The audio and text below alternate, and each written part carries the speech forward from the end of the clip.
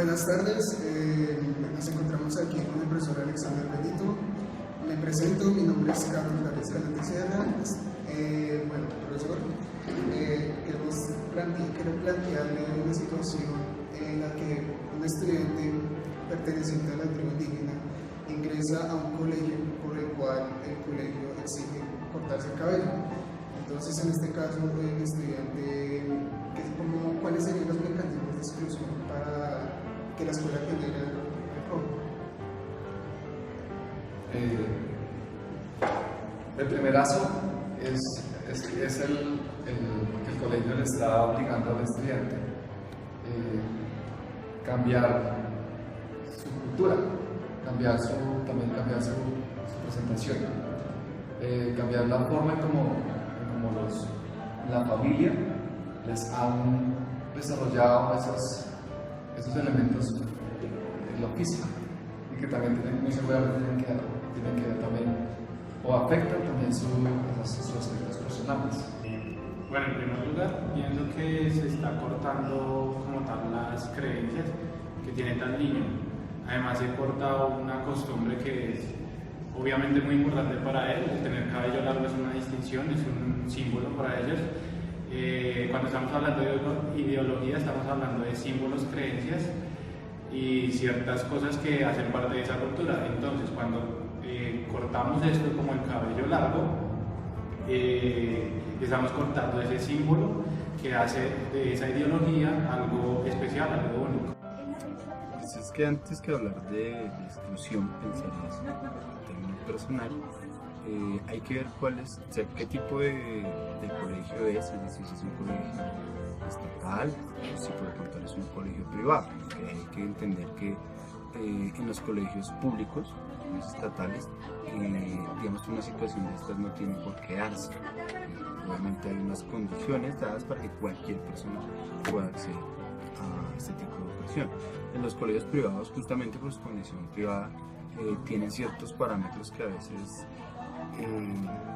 no digo que tienda a excluir, pero sí tiende a seleccionar su población para que su motivo. Entonces digamos que habría que mirar el contexto puntual de qué tipo de instituciones para hablar si se ejerce o no una situación de exclusión, ¿cierto? Pues lo pienso porque podemos citar un caso, una institución que por ejemplo un colegio militar, sí, que tienen unas condiciones muy bien definidas frente a cuál debe ser, por ejemplo, la presentación personal, que no todos los colegios se preocupan por ello. Entonces digamos que sería ilógico de pronto exigirle que reciba lo que esté en contra de sus planteamientos, teniendo en cuenta que son colegios privados, de este tipo, ¿no? Pero pues en un colegio público, reitero, no debería por qué darse esa situación. Se supone que por ser público todo el mundo tiene el derecho y ¿Cree usted que el joven, al no pertenecer a la misma cultura, o sea, lo normal, debe desprenderse de sus raíces étnicas cortándose el cabello? No. Para mí cada persona debe seguir sus creencias, ¿no? El problema que tiene la sociedad de hoy en día es que la gente no se acomoda a lo que cree, sino a lo que los demás creen. Entonces, ¿qué pasa con esto? Las personas empiezan a verse obligadas a hacer cosas que agradan a los demás. ¿Qué pasa? Entonces la gente prefiere que los demás los acepten y no seguir sus creencias. Entonces para mí él no debería desprenderse de su cultura, siempre firme ante sus pensamientos y sus ideologías. No digamos que lo normal, digamos que lo más común. Sí, Esto porque es que decir que nosotros somos normales, y, por ejemplo, eso sí, entre comillas, lo normal. exacto, pero digamos que eso ya, incluso discursivamente, eso sí sería una forma de exclusión, es decir que nosotros somos normales y ellos son los anormales, los diferentes. Entonces, no, como te digo, o sea, hay que tener presentes qué tipo de institución es a la que aspira el estudiante. Y pues, definitivamente, tanto por parte, digamos, del estudiante, del chico de la comunidad étnica, debe buscar también una institución que esté acorde a su forma de ser, a su cultura, y digamos donde eso no sea justamente un elemento para ser excluido de la educación, entonces formativa. Pues es una situación en la que no debería ser así, porque constitucionalmente lo protegería. Constitucionalmente el joven tiene el derecho de no quitarse el cabello, de no cortarse el cabello.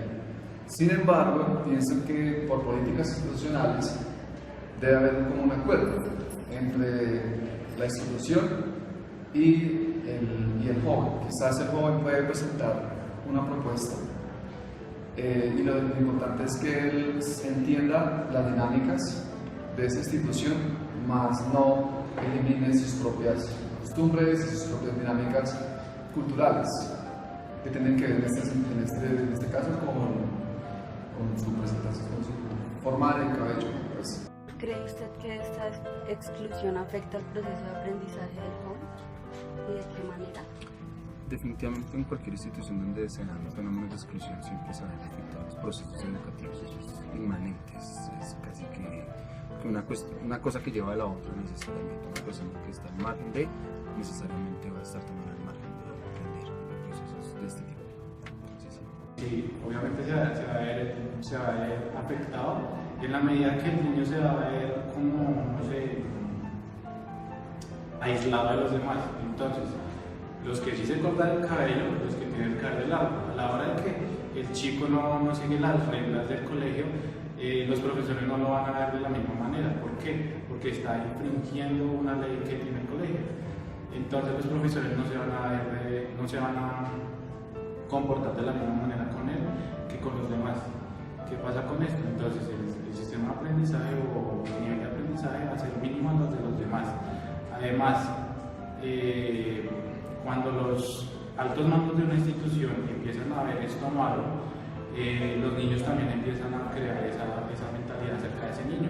Ese niño no está siguiendo las reglas, no está haciendo esto, no está haciendo lo otro. ¿Qué pasa? Entonces va a crear como cierta fobia hacia ese niño. No solo en el aprendizaje, sino también en lo personal, en las relaciones interpersonales con sus compañeros. Sí, de alguna manera afectaría.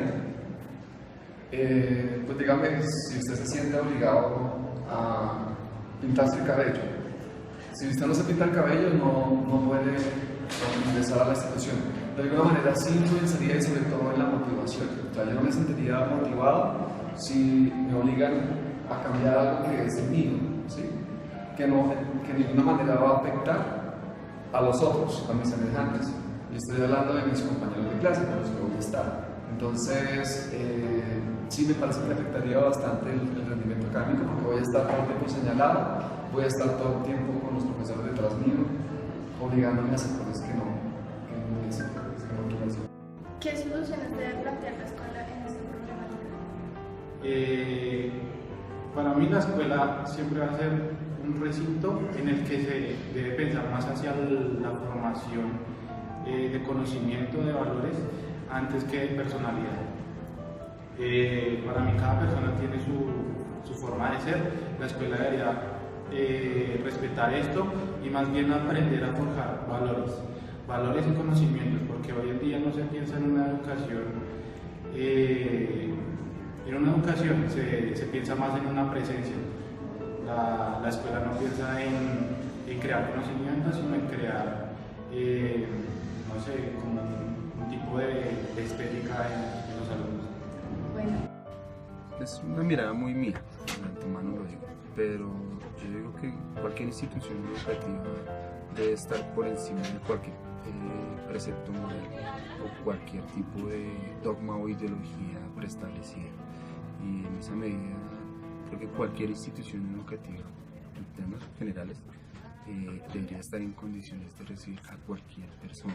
Desafortunadamente lo que vemos hoy día en la educación es una educación muy sectorizada, una educación muy dividida, ¿cierto? Entonces uno podría hablar de por qué una persona, voy a poner un caso así extremo, pero por qué una persona de estrato 1 no puede ser, por ejemplo, en un colegio de altas condiciones académicas como el Gimnasio Moderno, ¿cierto?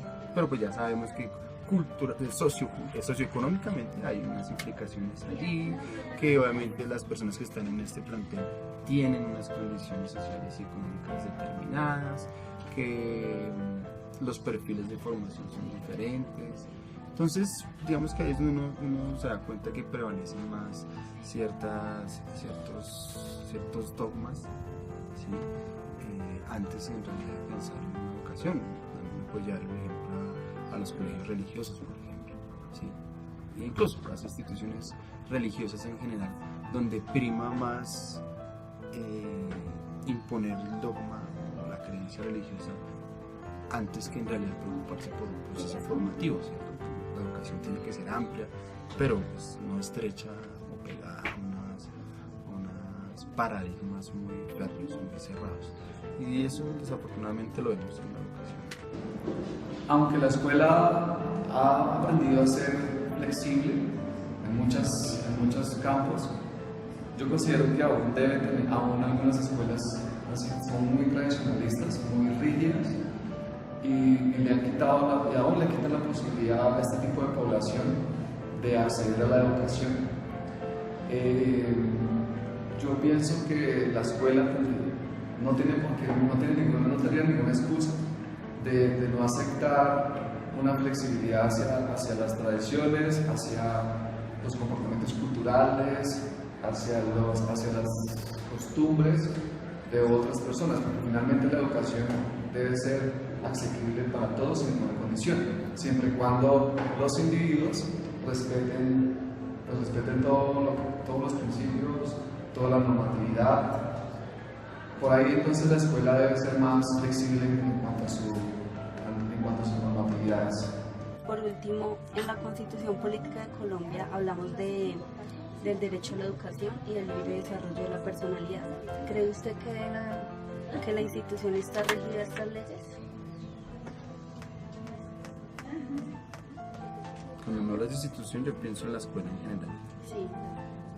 Lo que te decía en un inicio, digamos que en términos de lo público sí no hay ningún tipo de exclusión. De hecho, hoy en día hay ciertas dinámicas políticas frente a que todas las instituciones deben tener una cantidad determinada de lo que se denominan minorías, ¿cierto? Entonces, minorías étnicas, afrodescendientes, incluso hoy en día hablamos también de víctimas del desplazamiento, entonces también entran dentro de esas minorías. Entonces, digamos que en términos de lo público sí hay cosas bien establecidas, hay instituciones privadas que también tienen una política definida frente a esa situación. Así como hay instituciones que definitivamente están desentendidas de ese tema, o sea, ellos tienen lo que en términos económicos se denominaría el target, ¿cierto? Tienen su población a la cual la apuntan y ya, y el resto es irrelevante, o sea, no les interesa otro tipo de población, sino es un grupo muy determinado, muy específico. Entonces, sí uno ve que hay la disparidad frente a procesos. Pues lo que debería ser la educación y lo que es la educación. Y pues frente a este asunto de la exclusión, creo que de hecho hay elementos más fuertes de exclusión por encima de los elementos étnicos. Un día es fácil que en ciertas instituciones se encuentre con personas del Cauca, del Magdalena, ¿cierto?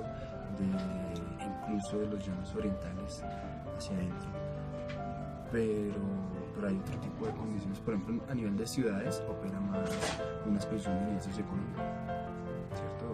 Sin ir tan lejos, por ejemplo uno puede ver el ejemplo de la Universidad de los Andes, hoy día en ese asunto de la inclusión y todas las becas que regalan, pero incluso se han dado, o en la Universidad de la Sabana, se han dado casos de exclusión justamente por condiciones socioeconómicas. Entonces pienso que lo étnico no es tan problemático como sí lo ha venido siendo el asunto económico, la estratificación social. Sí, creo que es un factor de exclusión mucho más fuerte incluso que lo étnico. Pues por el caso que me acabas de comentar, no. Pues porque de cierto modo quieren cortar con la ideología que este chico lleva. Entonces, al obligarlo a que se corte el cabello, obviamente no está llevando el desarrollo de la personalidad. ¿Qué pasa? Entonces el niño tiene que ceñirse a las reglas del colegio para que lo acepte. Entonces no me parece que esté regido el colegio bajo esta ley. Pues teniendo en cuenta el caso que usted me presenta, la escuela estaría más bien ignorando estas leyes, el de la libre personalidad ya que le está quitando el derecho a la educación, que es primordial. O sea, la educación no tiene por qué pasar por encima. Mi aspecto físico, mi personalidad no tiene por qué pasar por encima de la educación. Al contrario, la educación tiene que ser lo que prime en primer lugar en el colegio, en la administración. Muchas gracias, profesor. Vale, gracias.